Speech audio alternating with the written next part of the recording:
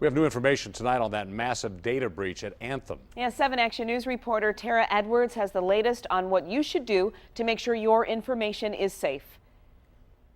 Since Anthem announced it was the victim of a massive data breach last week, several attorneys general say the company failed to tell customers which of them is a victim.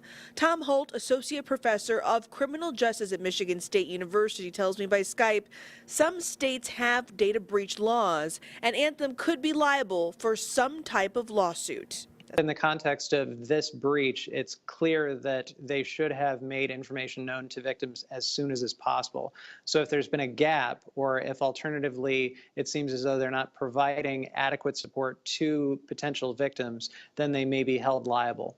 Anthem has maintained no credit card information was stolen in the breach, but data that is vulnerable, birth dates, social security numbers, addresses, employee information, and that leads to a bigger concern.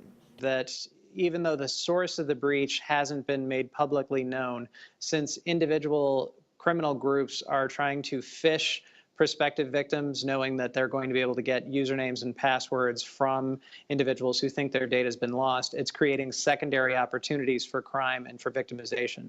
So attorneys generals are getting involved because they know their population is vulnerable, and because the size of the breach, there's a lot of potential harm.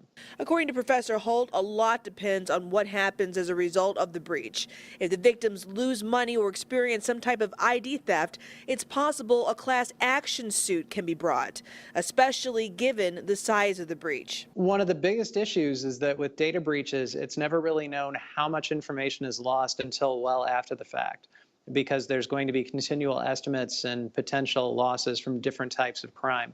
So this is going to be a problem for a long time. Individuals, if they think their data has been lost, should not be complacent. They should be actively monitoring and setting up fraud alerts through the credit bureaus and paying attention to their existing accounts because of the potential for fraud.